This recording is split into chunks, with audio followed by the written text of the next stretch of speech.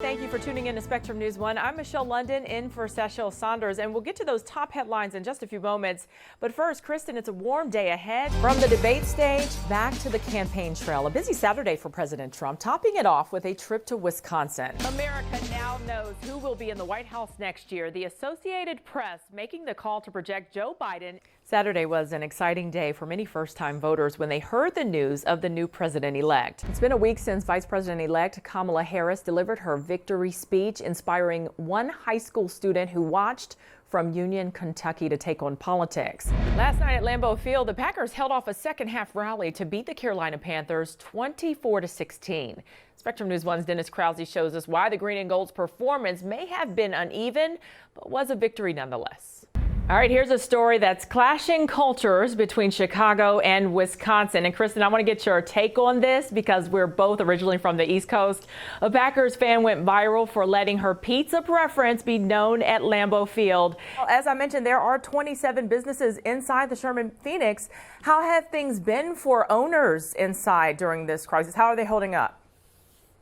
Wow, Michelle. This is actually a culmination of a huge march that started in the early morning hours Tuesday from Kenosha, and it's ended up right here in Milwaukee. You can see the people behind me. They're starting to crowd around. There are even caravans. Certainly a much smaller group than the larger crowd we witnessed earlier. Many have dispersed by now because rubber bullets and tear gas were fired by police officers. I want to show you some of the aftermath that we've been experiencing over the last few hours. Multiple garbage trucks on fire. Where do we go from here as far as the neighborhood is concerned? Just come together and pray. We're standing just outside the courthouse. That's because elected officials have gone home after what was obviously a long night. Now around 3 a.m., the last absentee ballot was fed. Well, the storms have clearly passed. The sun is definitely shining bright today, but I didn't have to drive very far to see the remnants.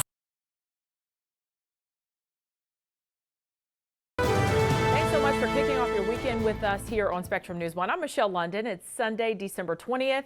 And Kristen, the sun is finally coming back out. We are going to see some sunshine today, mixing with clouds at times, but at least we are going to see that sunshine making a comeback. Temperatures still in the 30s this afternoon, but we are tracking some snow in the forecast for tonight. Let's break things down in your Weather on the Ones.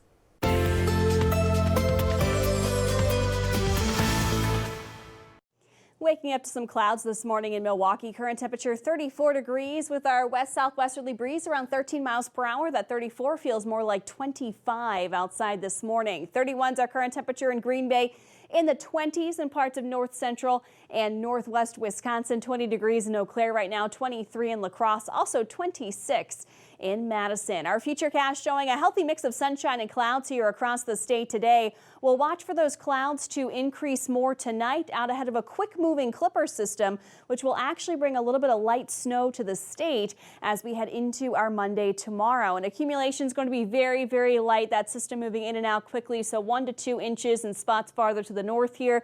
A trace of snow to possibly up to an inch farther to the south, but most of us going to stay on the lower end of that, maybe even mixing with rain at times for some. 38 degrees our high for your Sunday in Milwaukee, 36 in Madison, 34 in Green Bay, up to 41 in La Crosse and mid-30s in Wausau and Eau Claire. More details in your hourly forecast. Last night at Lambeau Field, the Packers held off a second-half rally to beat the Carolina Panthers 24-16. Spectrum News 1's Dennis Krause shows us why the Green and Gold's performance may have been uneven, but was a victory nonetheless. The Packers are now 11-3, and they avoided a costly stumble in their efforts to earn the top seed and home field advantage in the NFC playoffs. On Saturday night at Lambeau Field, some frontline healthcare workers on hand invited to cheer the Packers on. First quarter, Aaron Rodgers, 1-yard touchdown pass to tight end Robert Tonyan. Rodgers becomes the first NFL quarterback ever to have 3 40-touchdown pass seasons. 10th touchdown catch of the season for Tonyan, joining Paul Kaufman and Keith Jackson as the only tight ends in Packers history with double-digit tight end catch seasons. Second quarter, Rodgers scrambles in from the 6. His 31st rushing touchdown of his career. 14-3 Packers, and the belt celebration is back. What a big swing play here. Teddy Bridgewater thinks he's going to dive in for a touchdown, but he holds the ball out, and Chris Barnes knocks it loose. Kevin King with the recovery returns it all the way to midfield for the Packers, who score one Aaron Jones, who had 114 yards rushing in the first half alone, scampers in untouched from the 8, 21-3. Packers at half. Looked like it was going to be easy. It was not. Packers had only 19 yards of offense in the third quarter. Carolina mounted a rally. Bridgewater keeps it 13 yards for the touchdown, cut the Packers lead to 21-10. It was 21-13 under 4 minutes left in the fourth quarter. Mason Crosby puts it away. He's clutch, 51 yards, 16 of 16 on field goals this season. 24-16 Packers the final. Here are some comments from Green Bay after the game. You know, it is frustrating, but we're 11-3. We won the game. That's a good problem to have. We just know that type of football in the second half, not going to get it done in the playoffs. That's where we're going. That's the trajectory that we're on. We're going to at least host a home playoff game. We win these next two, we're going to be the 1 seed. So we need to play better these next 2 weeks. I think anybody on offense is particularly happy, especially with the second half. But, you know, we're happy we won. We're 11-3.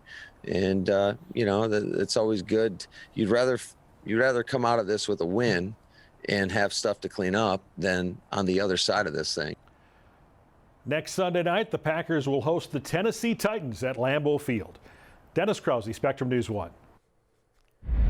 The Milwaukee Bucks just a few days away from the start of the regular season and already winning awards. Sports Illustrated naming them Team of the Year during Saturday's award ceremony. This is recognizing the Bucks' work both on and off the court, including their stance for social justice in the NBA bubble and boycotting Game 5 against the Orlando Magic during the playoffs. This happened in the wake of Jacob Blake protest. Chris Middleton did say George Hill initiated that effort, wanting to sit out, when the team rallied around him and stood by his decision. Once the Bucks were back in Milwaukee, they hosted a social justice march this summer from the Pfizer Forum. A New Year's Day tradition nixed for college football fans in California. Officials announced Saturday the upcoming semifinal game will not be played at the Rose Bowl Stadium in Pasadena on January 1st. Instead, kickoff will be at the AT&T Stadium in Arlington, Texas. One reason for the venue change, the rising numbers of COVID-19 cases in Southern California, along with the state's game attendance ban. Over the last few weeks, the Pasadena Tournament of Roses Committee made 2 requests to the state of California for a special exception, but both were denied. Members did not say whether the popular semifinal would be renamed. The first doses of the Moderna vaccine are expected to arrive to the states on Monday morning. Late Friday, the Food and Drug Administration issued an emergency use authorization for the COVID vaccine. Leaders with Operation Warp Speed say more than 6 million doses of Moderna vaccines will be shipped to more than 3,200 sites starting this weekend. Just like Pfizer, the drug requires 2 doses administered about 3 weeks apart. Moderna's vaccine is approved for those 18 and older.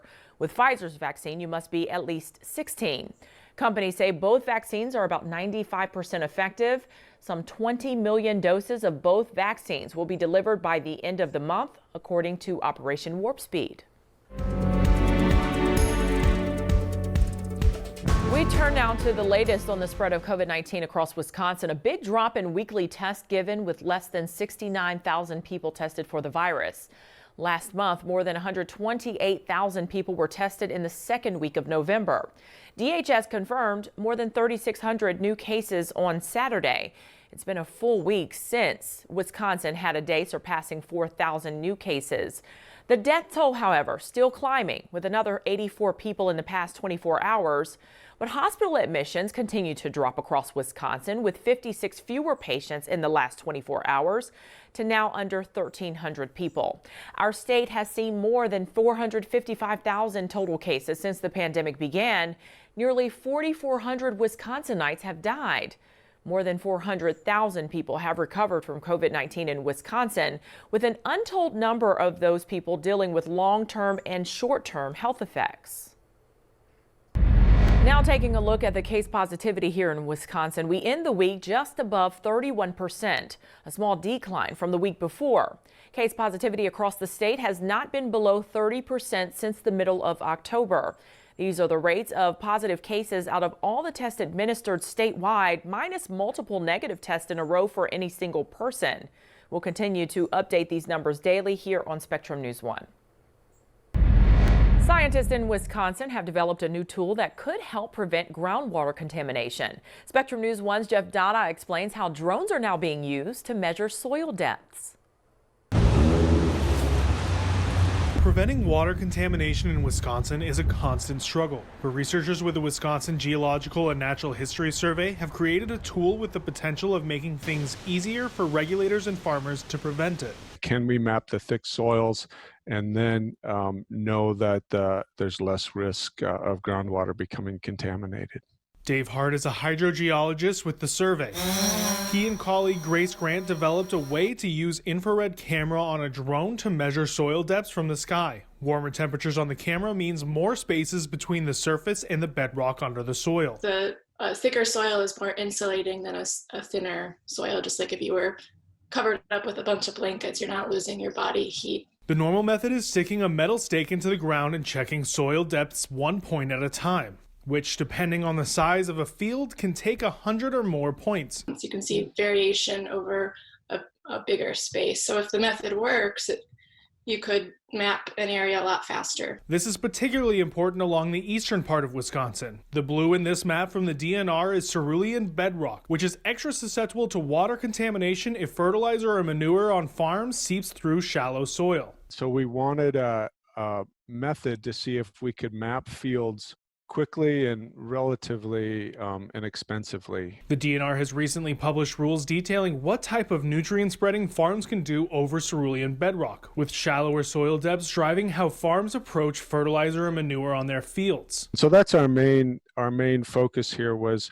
what tools can we provide that others can use. The Department of Agriculture, Trade, and Consumer Protection is in the process of creating technical and verification rules based off the DNR guidelines for soil depth. Regulators say having this tool could make this process much more affordable and accurate, so that farmers and landowners do not need to take on that cost of verifying their depth to bedrock of their land. Would be much more cost efficient and obviously would take some cost away from that individual landowner. So far, scientists have confirmed this method works. Now it's up to regulators and agriculture stakeholders to start using it. I hope we have cleaner groundwater, and I hope we have not taken land out of production that can and should be farmed.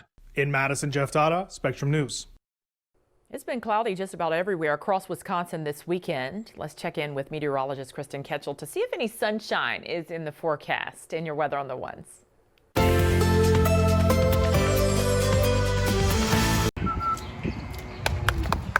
Typical work days here at Hinchley's Dairy Farm in Cambridge start early and end late. She gets up real early, and I'll meet her here. I'll drive over, and we'll go and we'll fetch some cows up and push them into the robot. Here, feeding cows for milk production is the specialty, and every month at least 24 calves are born. We'll take care of them, put the new mothers in to milk, and we'll go and feed the babies. Much like other dairy farms, there are countless chores, like taking care of the chickens and sheep. But hard work, triumph, and one other unique motto sets this farm apart. Girls rule.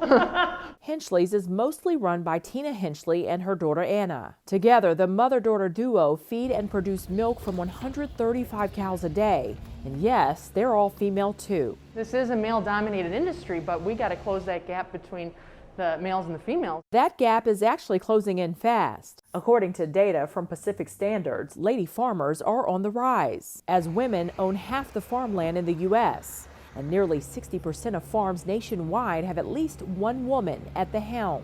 This is one of the best parts of being a dairy farmer, is that you get to work with your family. Working with family for this team means overcoming hard seasons together. In 2013, when Tina was diagnosed with breast cancer, Anna stepped in. Going through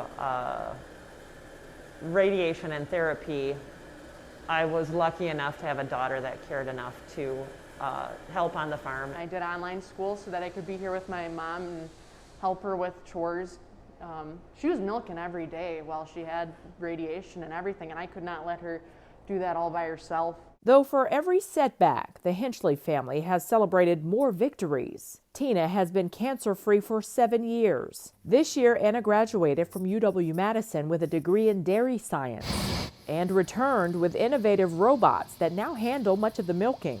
However, in recent months, COVID-19 has brought its own challenges. 70% of the milk and cheese that we're producing was going to restaurants and schools and universities. And that really hit. While farmers across the state were dumping milk, the Hinchleys were forced to cut 10% of their cows. As production slowly comes back to normal, Anna has no doubt the farm will remain successful with her mother by her side. We got that natural nurturing ability, like we were made to farm. In Cambridge, Michelle London, Spectrum News. Welcome to the Podcast Town Throwdown, where we talk to podcasters about podcasting. Meet Elsie Flanard. All right, Emily, can I get an oh yeah? Oh yeah! A mover and shaker in the podcast world. Did you know that you could become a better podcaster? You sure can, and we're going to help you. Once a week, Elsie talks to listeners from his Podcast Town studio at Serendipity in Wauwatosa. He's on a mission to help new entrepreneurs discover, hone, and amplify their voices, all through the power of podcasts. I want you to give us so much detail that we can take notes. In 2016, Elsie, a father of 2, walked away from a 15-year career in electronics to start an internet radio show when he accidentally stumbled upon a podcast. You mean to tell me I can listen to what I want to listen to when I want to listen to it? I was in love. The rest is history. Elsie created Podcast Town, a full-service agency to develop a younger generation of aspiring podcasters. People who normally come in here with you, do they have their own ideas? We do everything from helping people launch podcasts to production, all the way through marketing and lead generation to help them grow their business or grow their brand through podcasting. This week, he's hosting his first ever virtual 2-day summit, featuring 9 prominent speakers who have found success in the industry. When you understand the power that your voice has, and you're able to amplify that voice and to communicate that to other people, that's a potent life skill that will carry you no matter what field you're in. All of Elsie's income is now generated through podcast consulting and sales from events. Since he's been living on the other side of fear, I hope that my story will inspire people to get to that point in their lives where they take those risks and they do those things that are scary. He'll never work another day in his life. In Milwaukee, Michelle London, Spectrum News. 3, 2, 1. It's been a year of first for the NASA space program. We have liftoff. From Falcon 9's recent launch at Cape Canaveral, making SpaceX's 25th mission this year, to the first crops planted in outer space. It's so exciting. I love the fact that we're continually investing in space and learning more. Trips through the solar system, Lori McDonald shares a personal connection with. On the vehicle integration team, you actually work with astronauts. You heard that right. Lori spent 5 years in the late 90s as a flight controller for NASA's space shuttle program. Back then, she worked closely with colleagues from a memorable mission. I was a part of the team, if you've watched Apollo 13, or the team that's in mission control that wears headsets and monitors what's happening on the space flights. An engineering student at Purdue University at the time, and one of few women, Lori says NASA embraced diversity and promoted leadership training. We would practice for many things to go wrong. We would do those in simulations so that those wouldn't happen on, in the real life events.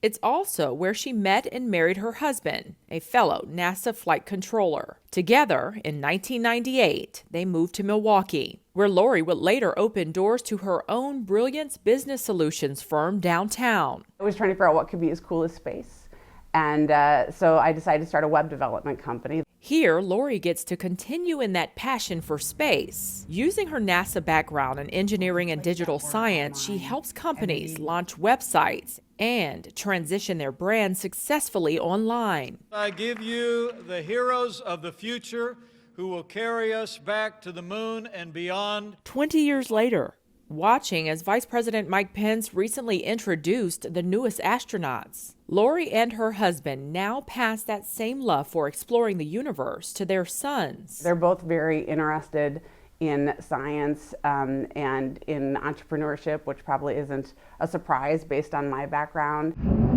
And she's hoping missions to other planets will continue so younger generations can keep improving our way of life. In Milwaukee, Michelle London, Spectrum News.